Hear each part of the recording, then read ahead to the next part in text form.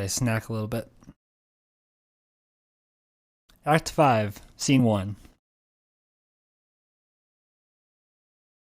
A town.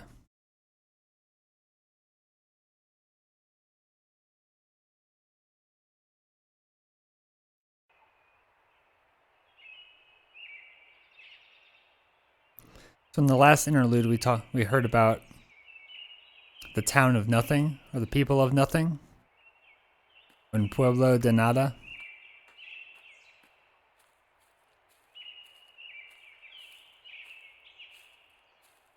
Something in the history of this world.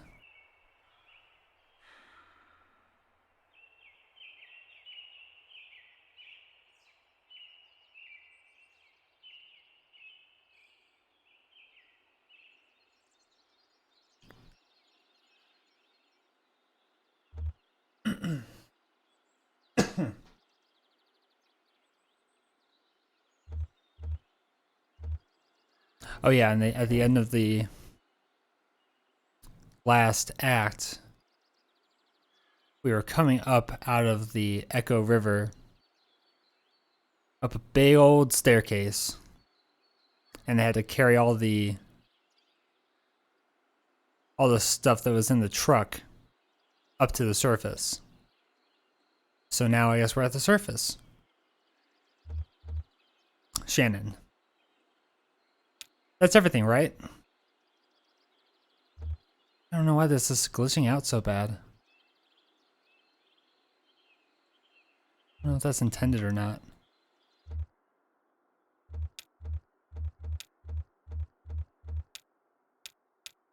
What is VSync 1 and 2? What does that mean? Oh. Yeah, let's do VSync. Maybe that'll help.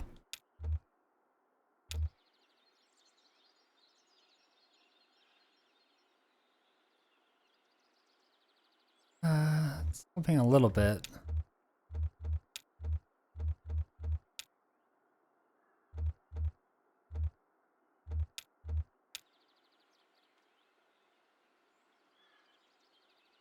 It's so weird. It keeps like flashing and glitching a little bit. Kind of distracting, but I'm not sure how to fix that. Huh. Clara. How did all this fit in that truck?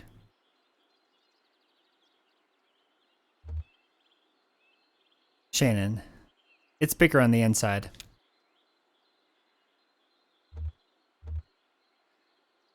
Shannon. I think it rained. Rained a lot, I mean. Ezra. The worms are going to be out for sure. Shannon. Planning a fishing trip?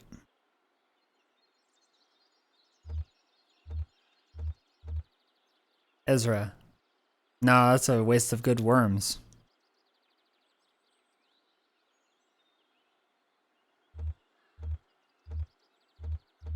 Clara.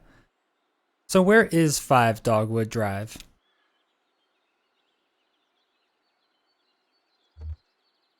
Shannon. Right. No idea. Maybe we should split up?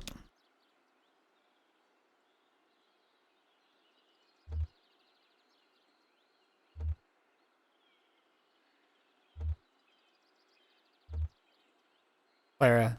It's a nice morning for a walk, but a bit muddy.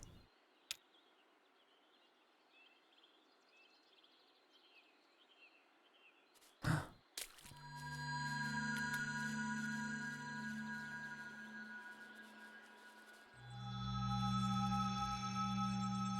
get to play as the cat. This is awesome.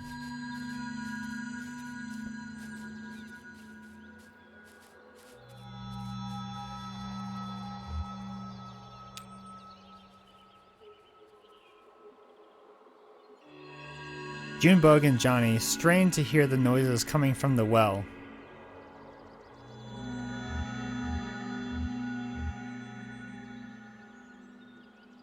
Oh, I need to switch my scene.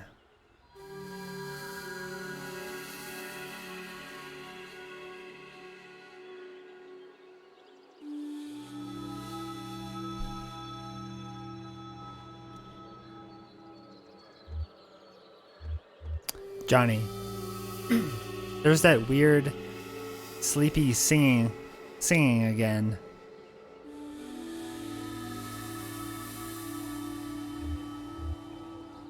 Two songs overlapping, but the same singers in each group.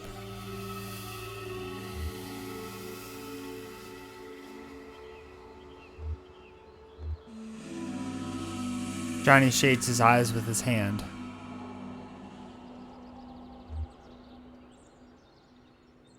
Junebug. How are your eyes, Cricket?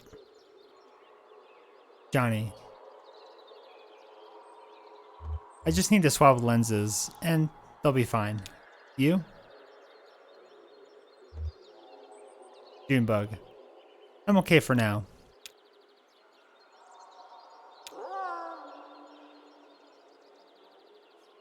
Was that me?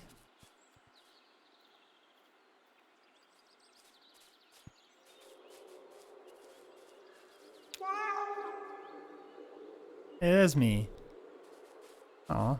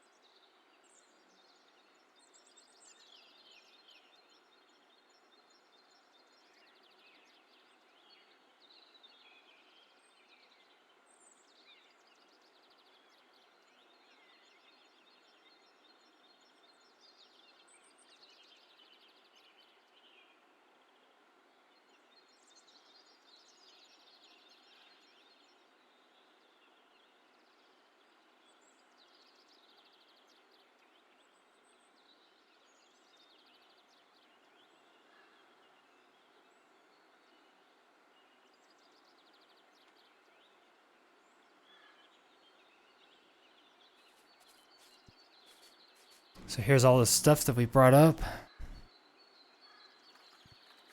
It was just antiques. I really thought it was going to be something else.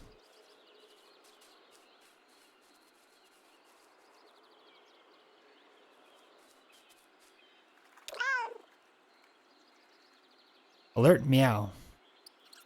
A family of small mice huddle beneath the debris. Predatory meow. The mice retreat into shadows.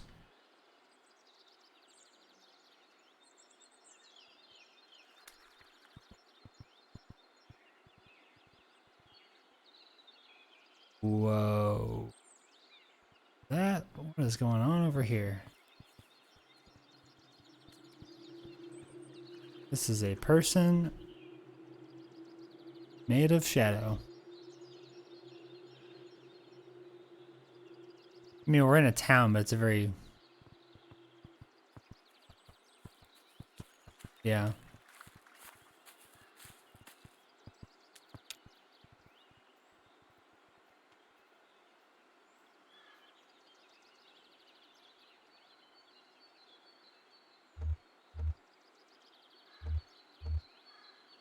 Nikki, to herself.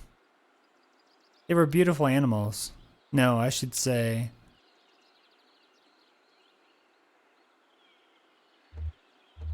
They were beautiful souls. And they're free. I should say that they are free.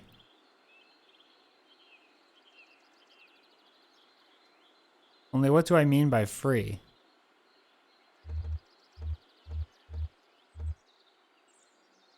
Empowered? Nikki, to Ezra.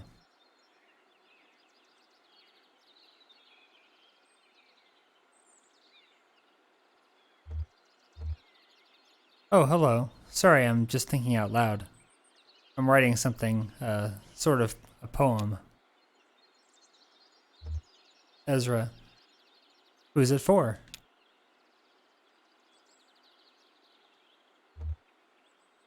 Nikki. It's for the neighbors.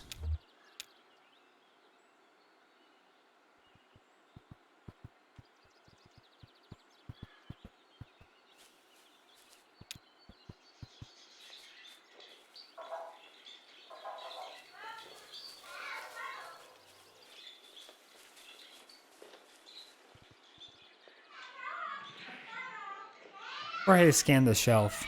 He quickly found the book he was looking for. There were only a few dozen left. More shelves than books now. The result of an experiment called the New Selection. Privately, he called it the Purge. I'm selecting a word from... I guess that's what I want to know more about. The book or the Purge? The Purge. But only privately, in small groups of reliable complainers. The unspoken rule was to hold back criticism as long as possible. Experiments needed time to unfold naturally, without the interference of doubt. Jorge would have preferred to complain more freely.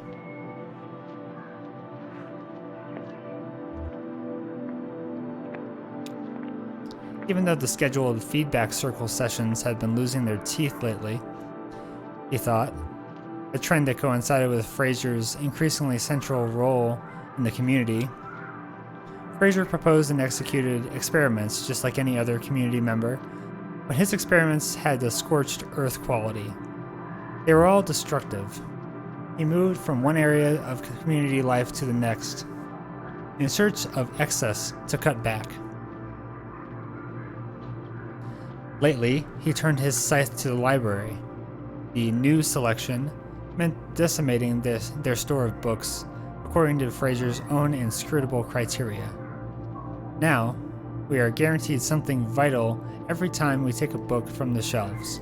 No more time lost to printed chaff.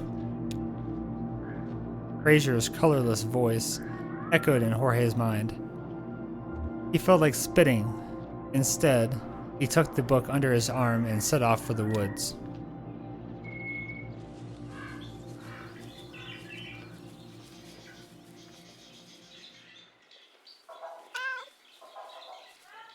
Reading meow. Rita. Oh, hi, kitty. Where did you come from, huh? Follow a bird up here?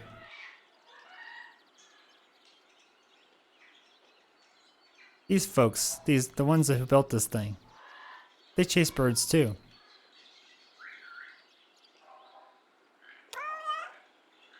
Intrigued meow. Rita. Really? That's what they wrote. They followed some migrating birds up here from Central America.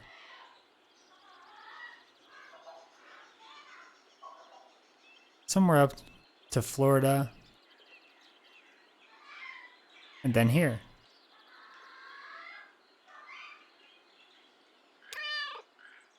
Skeptical meow. Rita. Well, that's what they wrote anyway. I guess it might have been a metaphor. Look out, one of those things is coming right for you. Look out. Alright, let's talk to this cat. Alert meow. A lizard darts out from beneath a rock. Cautious meow. No sign of the lizard now.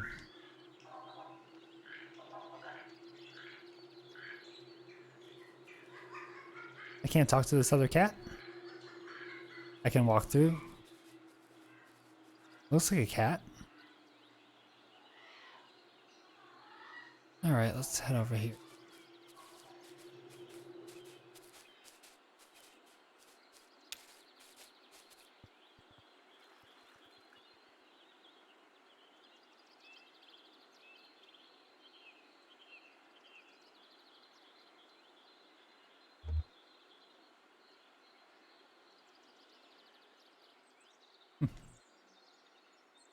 Ezra. It must have been pretty nice pigs if you let them ride. If they let you ride them like that.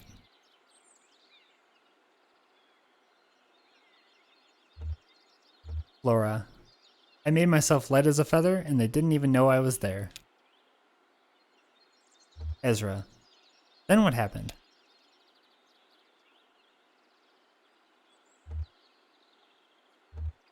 Flora.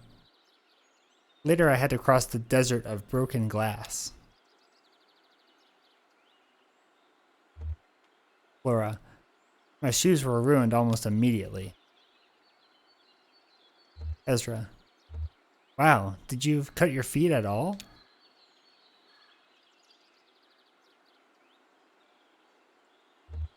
Flora. I stepped very carefully around the sharp bits, but the sharp bits were everywhere.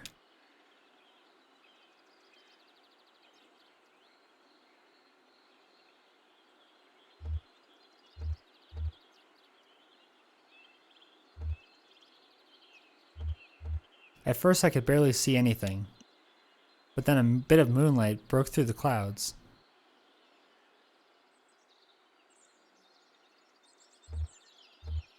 Ezra.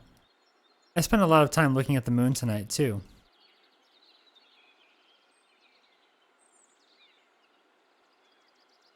Flora. I was traveling with some strange companions for a while, too, but not as strange as yours. There was a strange woman who I think was a witch. She gave me a magical amulet for protection, but I lost it.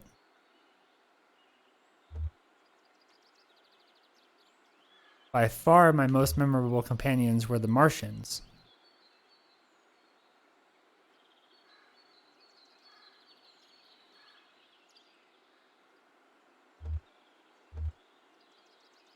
I had to lose them in a hedge maze. They were friendly, but very demanding.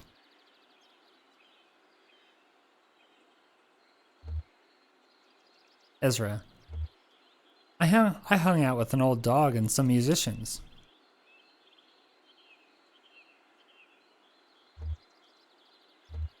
Flora. Then we both had quite an adventure. Ezra. Well, maybe I'll see you at the museum sometime. Flora. I'll bet you'll see me sooner than that.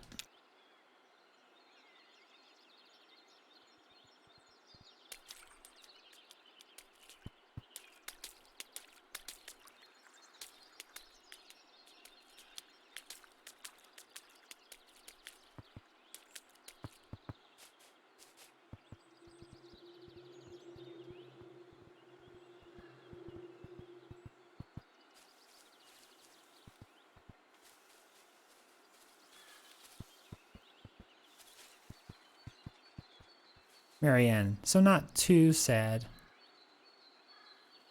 Nikki. No. I think it should be happy. Marianne. Right. Nikki. It's a remembrance. Marianne. Right. Nikki. Like a monument. Marianne. Totally. Nikki. So they should be represented with dignity and respect, of course. Marianne. Of course. Nikki. But not to the point where it makes everyone feel like they have to be serious when they're standing under it.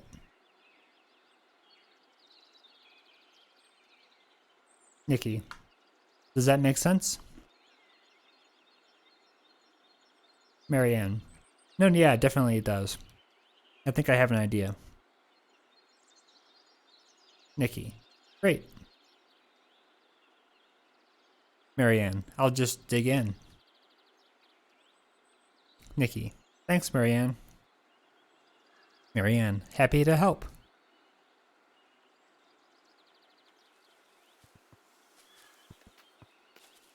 Ben. Think it'll rain anymore? Bob. No. Emily. I don't see any clouds. Emily. Hell, it'll probably rain anyhow. Emily. Just our luck. Assertive meow. Emily. Oh, really? Confident meow. Emily. He thinks it's going to rain again tomorrow. Huh. Bob. Nah. Ben. I don't know, man. Animals have a sense for weather. So these three were the characters from the interlude between Act 4 and 5. That's where they were introduced. So apparently we are all in the same universe.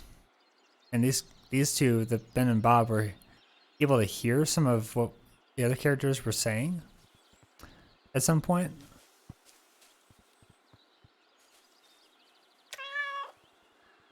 Alert meow. A croak reverberates inside the smoker. Excited meow. A frog slips out into the grass, too quick to see. You'll get him next time.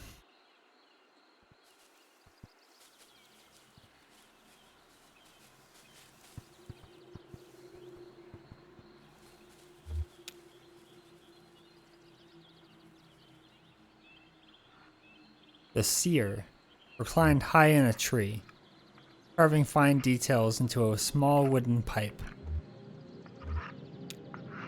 She loved this spot. The height, the distance. She was always at a distance, watching everyone work.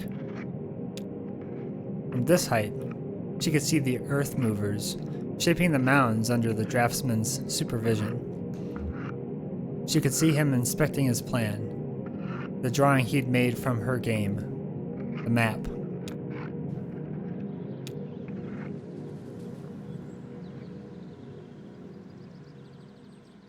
Clara. This headstone has no name on it.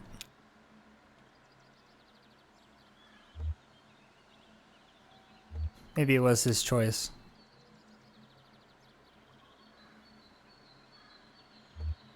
It's good they honored his wishes.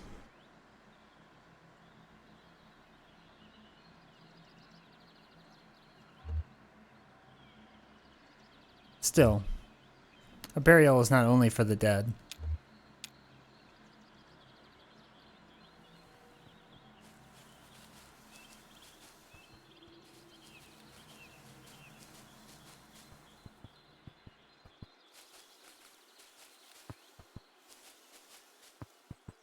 Oh, where'd they go?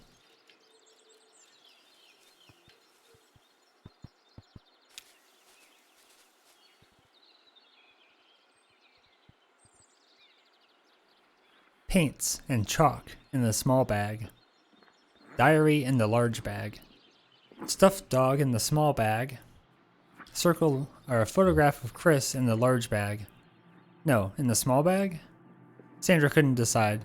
Should she keep the photo of her husband or should Alex keep the photo of his father?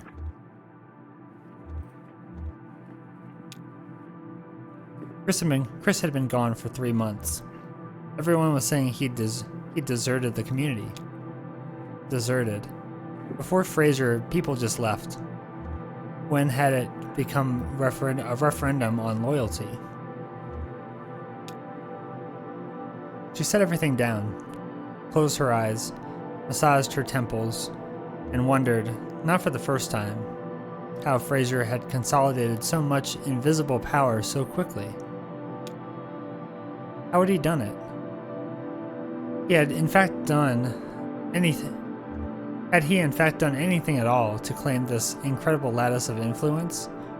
Or had they simply blindly given it to him?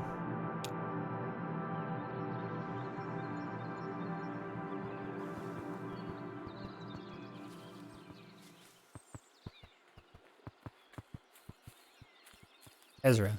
Will it still fly?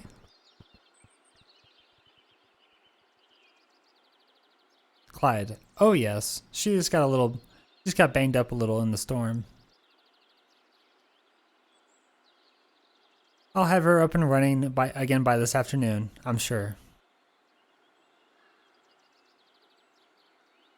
Ezra. Can I fly it? Clyde. Well, how's your upper body strength? Ezra. It's good. Really good. Clyde. This whole girl is operated by pulleys. I mean, 100% mechanical. Clyde. Well, except for the throttle. Ezra. I could do that. Clyde. I admire your confidence, young man. Yep, just a little bent metal. Clyde.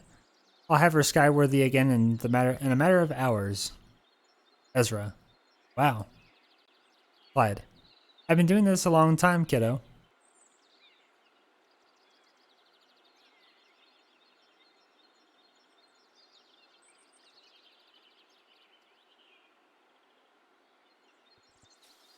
Oh, now I want to see that.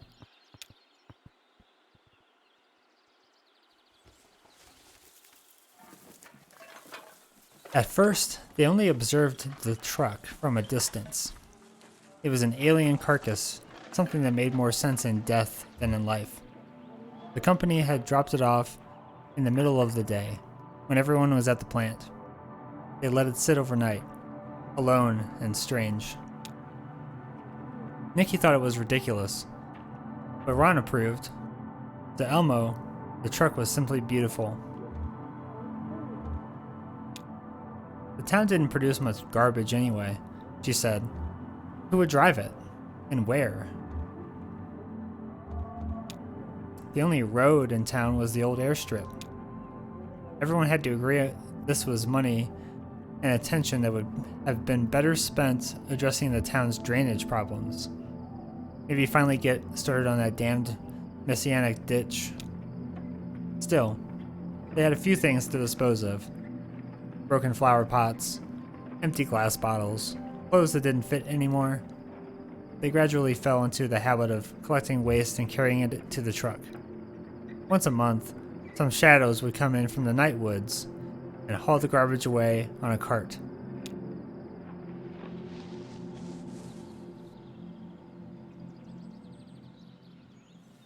Oh, the shadows disappear.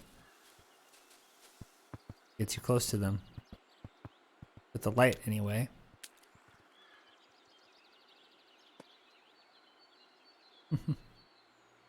Elmo gave Rita a tour of the cameras and wiring. She had just been through a certificate program on public broadcasting at the community college. So no surprises there.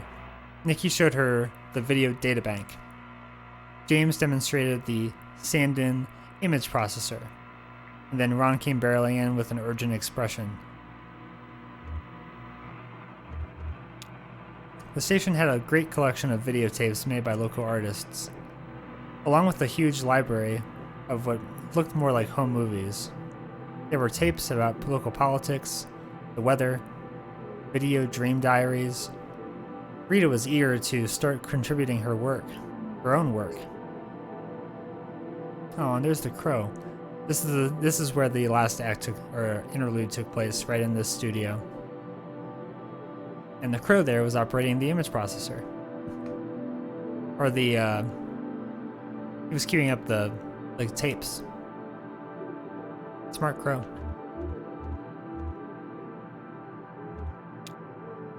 Ron's news was clearly bad news. Rita's heart sank a little as they listened.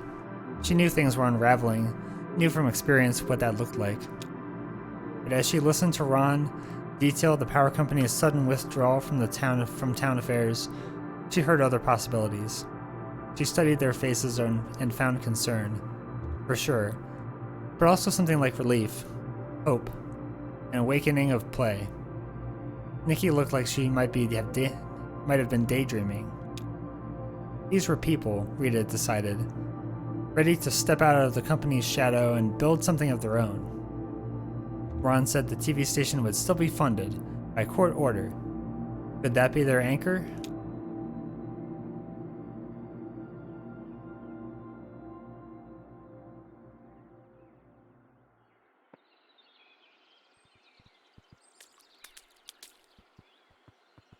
I want to go see the crow. Slow-mo crow. Warm coo.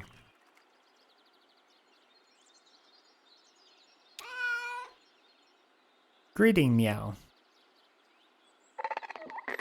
Slow-mo crow. Eager chittering. Affirmative meow.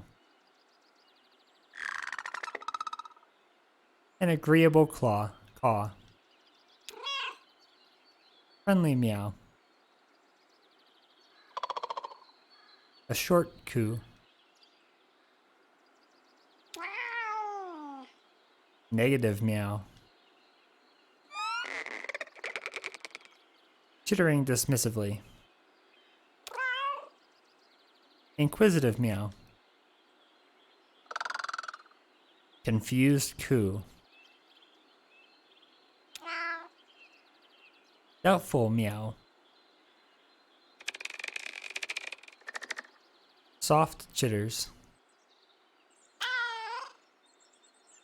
Curious meow. Inquisitive caw. Confident meow. Curt chitters.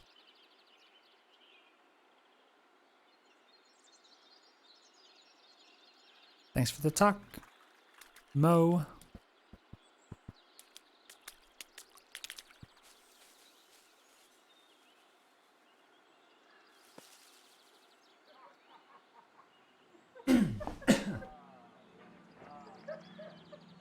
Six or seven men stood in the sun about a dozen yards from the ditch, and he could hear them laughing.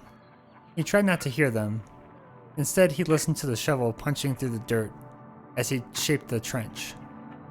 It was wet dirt, mud really. It made a hungry sound as he scraped the trench walls. Glare from the noon sun made his sinuses tingle. The trench was a foot wide now.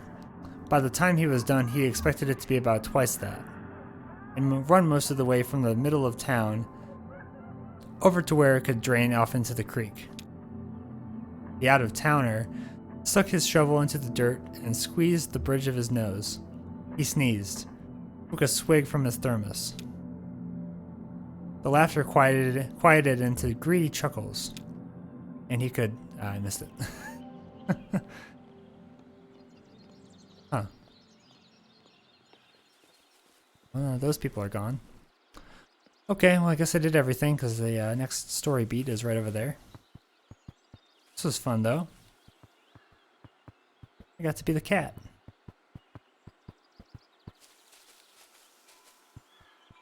And have an animal conversation.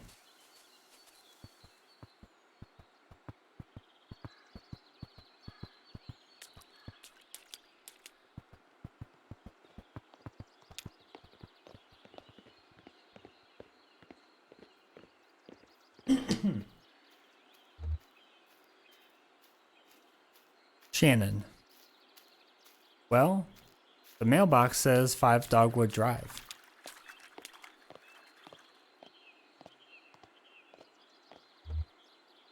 Ezra.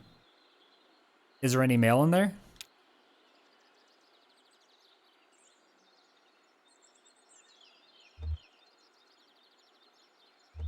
Just don't open any that say final notice.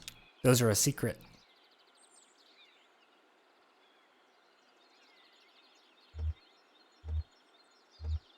Emily. It just showed up. The house. Shannon. When? Emily. Sometime last night, I think. I've never noticed it before.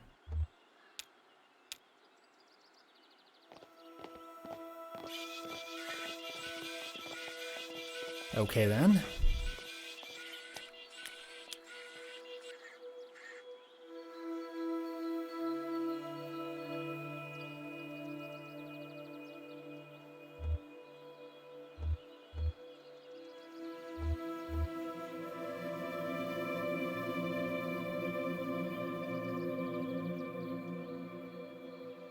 Shannon. It feels warmer in here somehow, right?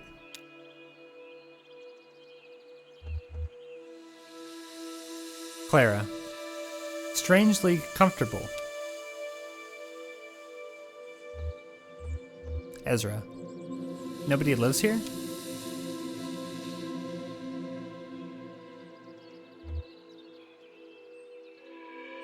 Shannon. Well, somebody ordered some furniture. Clara. It's actually quite spacious. Ezra. Yeah, you could fly a plane in here.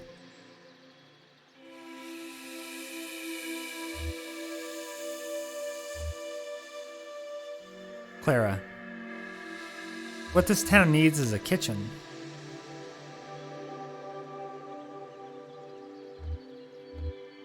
Junebug. There's so much room though, we could set up a whole studio.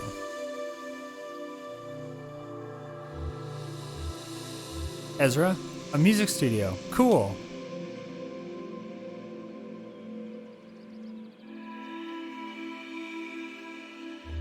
Johnny. Oh yeah, lots of room. Plus everything we recorded would have bird sounds on it. That's kind of a cool signature, right?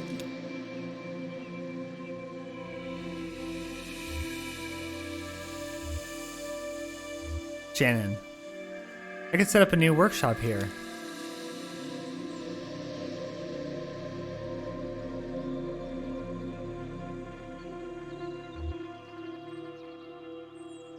Maybe work on that big video synthesizer thing. Fix that up.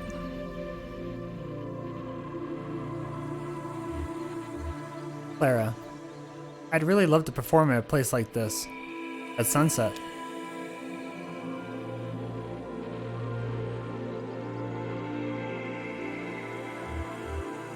Johnny. I kind of feel like I'm on stage right now, actually. You know what I mean, man? Junebug.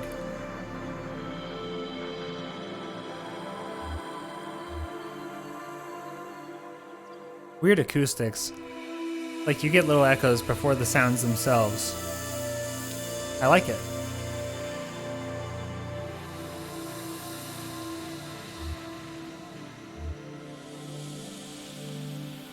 Shannon, we need to make sure to preserve some of this stuff before the next big storm.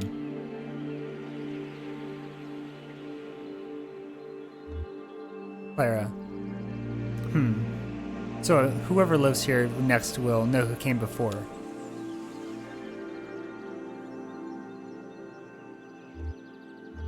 Ezra. We could put on a play for all the animals.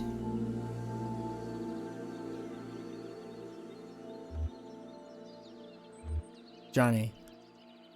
I'd like to see that. We saved what we could.